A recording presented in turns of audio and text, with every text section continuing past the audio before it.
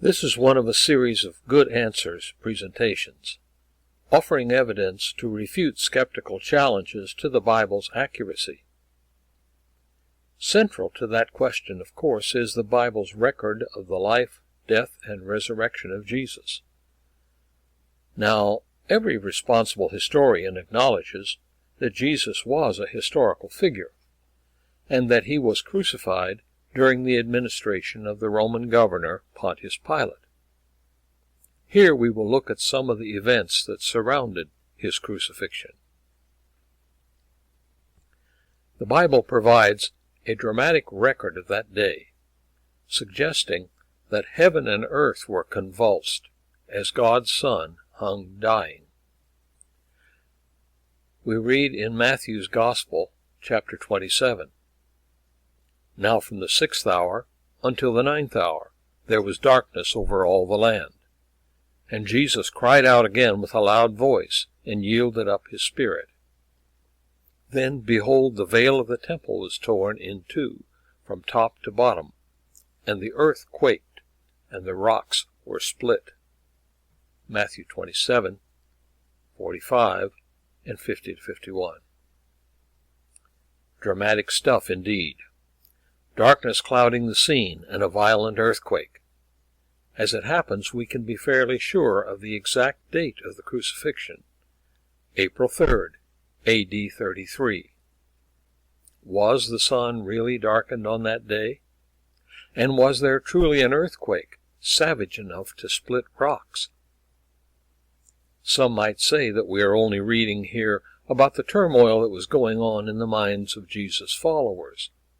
After 3 years of close association, and after becoming convinced that he was the promised Messiah, they would have been devastated to see him betrayed and condemned. Perhaps all this talk of natural catastrophes was just a projection of their own horror and confusion. But was it? Let's try to find out what really happened on that day. If anything as spectacular as an unexpected darkness descended over Israel, it should have been noticed by the historians of the day. And there were several we could consult. Earliest is Thallus, a pagan Greek historian, who wrote a general history from the time of the Trojan War, traditionally 1184 B.C., down to his own time. He was writing about A.D. 50. Less than 20 years after Jesus' crucifixion, and so he would have been able to witness whether anything remarkable happened on that date. His history then would be extremely valuable for our investigation. Unfortunately, however, his work is lost.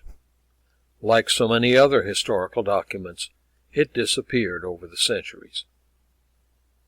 But there's another historian, Phlegon of Tralles, who wrote during the reign of the Emperor Hadrian, 117 to 138. His history is structured around the Olympic Games, which began in 776 B.C. Like a modern historian who might organize his history of America around our succession of presidents, and date events from the second year of Woodrow Wilson's first term, or the third year of Jimmy Carter's presidency, Phlegon dated events by Olympiads. The games occur every 4 years, of course. So he spoke in terms of the first year of the 13th Olympiad, or the second year of the 21st, carrying his record down to his own time, early in the 2nd century A.D. But we have to admit that his history is lost as well. How about a third historian, Sextus Julius Africanus? His surname might suggest to you that he grew up in North Africa, and you'd be right. Becoming a Christian at some point, he moved to Israel and spent many years there. And being a Christian, when he turned to history, he began his work from the time of creation and carried it down to his own time. He was writing in the 220s A.D., in the reign of the Emperor Alexander Severus. But once again, time and accident have worked against us. His history is lost. Now, why would I even bother to tell about 3 historians when their histories have been lost? Because they're not entirely gone. Look farther down the timeline to about AD 800. There's a 4th historian there, George Syncellus. A Catholic monk, he also undertook a universal history that he called an extract of chronography, and that work has survived down to our own time. Now, any good historian will research everything that's relevant to his task, and we can report that Syncellus was a good historian who did his homework with diligence. And those earlier histories that are lost to us were still available in his day, so he could read them and, luckily for us, quote from them. So some parts of those earlier histories are still available, embedded in Syncellus' history. Here's one. George is quoting Phlegon Trallianus, so we see a date in Olympiads. In the 4th year of the 202nd Olympiad, that would be AD 32-33, their year didn't end at December 31st as ours does, a failure of the sun took place, greater than any previously known, and night came on at the 6th hour of the day, noon that is, so that stars actually appeared in the sky, and a great earthquake took place in Bithynia and overthrew the greater part of Nicaea. Phlegon Trallianus, Olympiades 13. This is the year we're looking for. And here's a failure of the sun, important enough to be noted in Phlegon's history, almost 100 years after it occurred. But can we be sure that George Syncellus is quoting these earlier historians accurately? Indeed, we can, because he's not our only witness. Some 7 historians also quote these passages, so we can be confident that George got it right. That's what the earlier historians really said. And there's more. Syncellus also quotes Sextus Julius Africanus, who refers to this same event. On the whole world there pressed a most fearful darkness, and the rocks were rent by an earthquake, and many places in Judea and other districts were thrown down. This darkness, Thallus, in the 3rd book of his history, calls, as appears to me without reason, an eclipse of the sun. Something very remarkable seems to have happened then. So, Thallus, Phlegon, and Africanus all testify to an extraordinary darkness that struck at the time of the crucifixion. But did you notice what Thallus said? He speculated that it might have been an eclipse of the sun. But when Africanus quotes him on that topic, he argues that Thallus was wrong in explaining it that way. How can he be sure about that? He can be sure because of his years spent in Israel. A Christian in Israel, especially a historian, would have absorbed all he could about Jewish culture and tradition, as well as studying the Jewish Bible. So he knew what Thallus, a Greek, would not.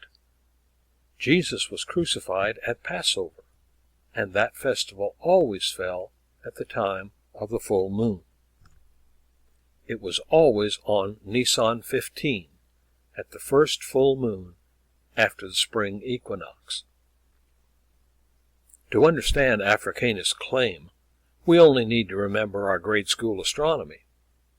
Full moon can only occur when the sun, earth, and moon are in this alignment, with the earth between sun and moon. Only then can we see the moon's fully illuminated side. And what did Thallus say? An eclipse of the sun.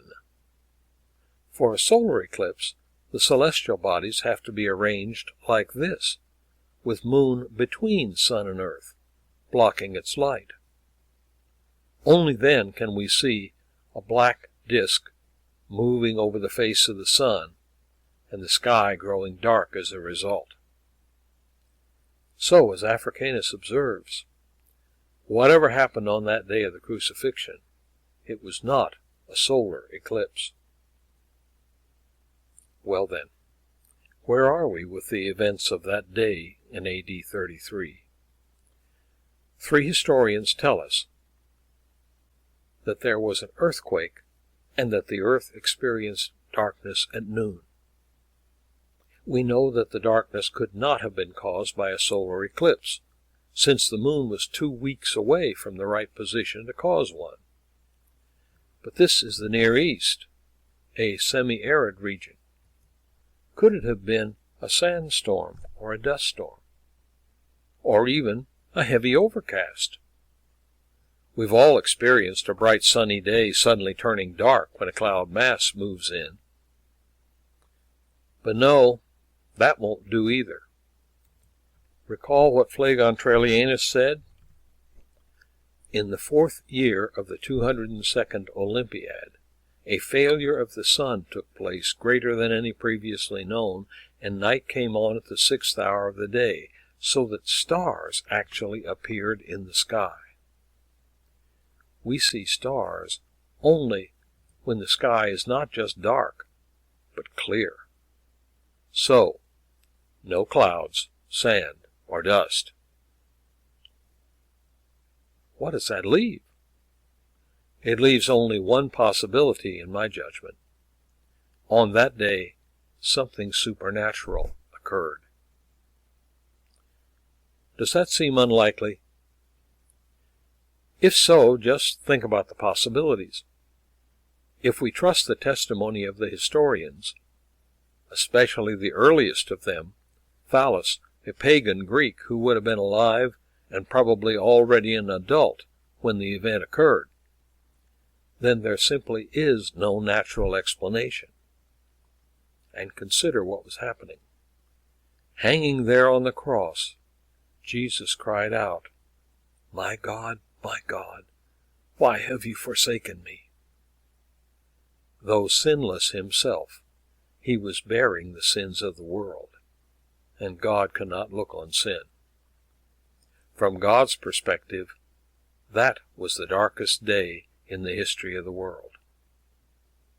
Is it so unlikely that, when he was forced to turn his eyes away from his own Son, he would have shed a literal darkness over the earth? We need not speculate about the mechanics of such an act. It's enough, I think, to note that the one who lit the sun in the first place could drop a veil over it if he chose, and there was never a more appropriate time nor a more appropriate symbolism. But there's more. The historians also mention an earthquake, and that is a claim we can test. To do so, we need to go to the Dead Sea.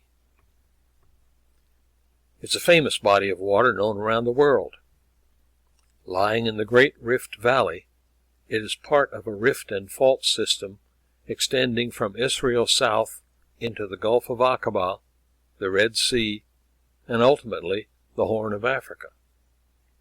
It's some 1,380 feet below sea level, and having no outlet, and being in a tropical region, it experiences a high rate of evaporation. So the mineral content of the Jordan River water that flows into it is left behind as the water evaporates, and that's been happening for many centuries. As a result, the Dead Sea consists of about 31.5% dissolved salts. That's about 10 times as much as we find in seawater. Tourists love it. The water is so dense that even non-swimmers find they can't sink in the Dead Sea. And like this fellow, they come in droves to paddle about in the water and get their pictures made. They're eager for a shower when they wade ashore, though, because they wind up covered with gunk. But we haven't come down to the Dead Sea for a swim. There's something under the sea that is very special. Think back to grade school science again, and recall that there's a process that happens in every pond, lake, and ocean in the world. The streams that flow into them are all carrying not just dissolved minerals, but particles of silt, sand, and other bits of detritus. Carried along by flowing water, this material begins to settle out when it reaches the calm medium of a lake or sea. So, at the bottom of every lake or ocean, there is a kind of growing layer cake of mud and material. As it builds up, fish, eels, crustaceans, and worms muck around in it, eating and being eaten, and leaving their traces. That's what happens in every sea in the world. Well, almost every one, because the Dead Sea is different. After all, it's dead, thanks to its high mineral content. So there's nothing living to disturb the material that is piling up each season in the seabed. In fact, there's only one thing that can disturb the accumulating layers of silt: an earthquake. When one of these occurs, the topmost layer, which hasn't consolidated yet, gets shaken and mixed in a way that an expert can detect. It occurred to some geologists a few years ago that this would be worth studying. So in 2001, a team went there. They took core samples from along the shoreline. You probably know the technique. Drive a hollow tube or pipe down into the muck, pull it out, and then shove the contents out for examination. Here's one such core sample. It extended down to a depth of 20 feet and contains a record of more than 3,000 years. Sure enough, in this core, there are several layers that show signs of having been disturbed by earthquake, and most of them can be dated. In this slide, you can see 3 such layers. The geologists have dated them 1927, 1837, and 1712. Now, the seasonal layering in the core is not regular enough to just let them count layers. That comes close to working for tree rings, but not here. Still, though, they can arrive at dates. For these recent years, all one has to do is check the local newspapers in the Near East for reports of an earthquake, so they can be quite sure about these dates. Now let's look deeper. The next disturbed spot is dated AD 1458. Probably there were no daily papers in Palestine that early, so how could they date it? And here's an earlier one still, AD 1033.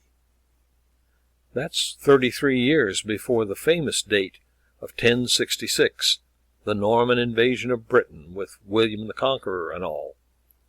Certainly no newspapers then. But of course, historians record more than just kings and battles. They also tell us about famines, plagues, and earthquakes. So we can date these as well. Let's jump down farther. Here's a big one, dated 31 BC. The geologists got lucky with this one. The Jewish historian Josephus tells us about it. When the war about Actium, 31 BC, was at the height, at the beginning of the spring, the earth was shaken and destroyed an immense number of cattle, with 30,000 men. The Battle of Actium is a very famous event, and well documented. It was a naval clash between Octavian, soon to become the Emperor Augustus, and Mark Antony, who was allied with Cleopatra. And Josephus tells us that in the spring of that year, this devastating earthquake took place, killing, it seems, 30,000 men. The thickness of the disturbed layer is evidence of its destructive power. And do you see the somewhat smaller layer a few inches above? The researchers have dated it to AD 33. And here's an enlarged section, with the colors reversed. They estimate that it was about 5.5 on the Richter scale. That is the quake we were looking for, the earthquake that struck when Jesus was dying on the cross. It's important that we note that this evidence does not come from some questionable internet site, or an article written by a Christian whose enthusiasm may have gotten the better of him. It comes from the Journal of Geophysical Research, a secular scientific periodical, and records the work of a team of geologists who were, so far as I can determine, not Christians at all. And their goal was not to confirm a Bible event anyway. They were furthering scientific research and, as with all academics, publishing their results to further their careers as well. But in the process, and probably without realizing it, they have done Christians a big favor. Not everyone was convinced, though, that this mark on the cores was the AD 33 earthquake. A new team of geologists took a further look. They noted that earthquake traces had been found at 3 sites, and all were claimed to be from 33. The authors agreed that all of these assignments could refer to an earthquake reported to have occurred immediately after the crucifixion of Jesus of Nazareth. Still, the team did a microscopic count of the varves, roughly marking years, in the cores, and narrowed the dating range for the quake to AD 31, plus or minus 5 years. In that decade, the only reported quakes, crucifixion, resurrection, are from Matthew. But perhaps reluctant to confirm the obvious, they published in 2011 that Matthew may have borrowed his account, or that he created what they call an allegorical fiction, or, last of all, that Matthew's account was authentic. Thanks again from a neutral, or even somewhat skeptical, team of geologists. Well, there is one more piece. Just recently, archaeologists working at the west side of the Temple Mount in Jerusalem, not far from the so-called Wailing Wall, were able to identify a structure. It had been known for some time, but only in 2016 were the investigators, Joseph Patrick and Shlomit Vexler-Bedola, able to classify it. It's a twin banquet hall, one of Herod the Great's building projects, as we see in the Dig Architect's reconstruction drawing. And here's what the archaeologists have had to say about it. It went out of use in about 33 CE, presumably due to damage caused by an earthquake in the year of the crucifixion of Christ. But we can't omit that all this fulfilled a prophecy that Peter quoted on the day of Pentecost. But this is what was uttered through the prophet Joel. And I will show wonders in heavens above and signs on the earth below, blood and fire and vapor of smoke.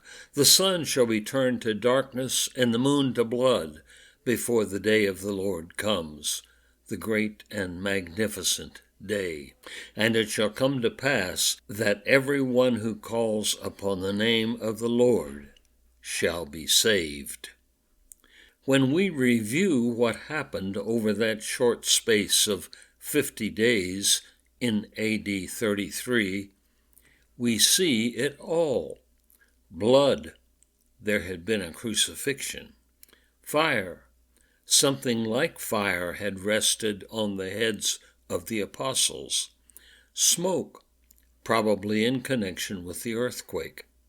The sun turned to darkness, as the historians recorded, and the earthquake, as the geologists confirmed. And then, Joel says the moon will be turned to blood. A blood moon was the term the ancients used for an eclipse of the moon. At those times, as the earth's shadow covered the moon, the only light it received is what is refracted through our atmosphere and red-shifted as a result. Hence, the moon takes on a reddish color. On some occasions, it is almost blood red, as in this photo. Our astronomy software will confirm that on April 3rd, AD 33, there was indeed a blood moon. The moon went into the Earth's shadow at 3:40 p.m. and was in full eclipse when it rose a bit later. The eclipse lasted until 6:50 p.m., when Scripture tells the Savior was breathing his last. A full moon, a life fully lived, and ended in blood. All prophesied, all recorded.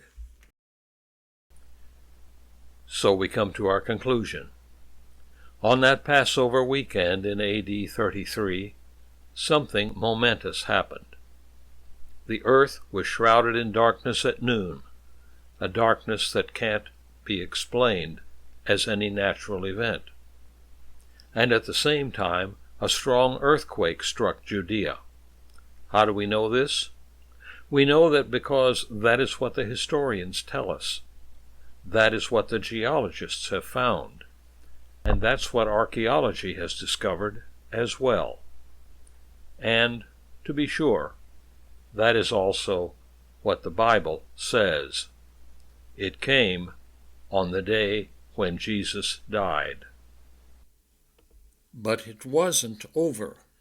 Not the earthquake, and not the story.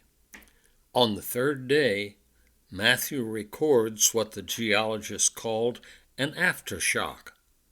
Yes, indeed, an aftershock heard around the universe. If you have questions or comments about this lecture, or any of the others in the Good Answers series, you may address them to me, Dr. Jerry C. 4 at yahoo.com.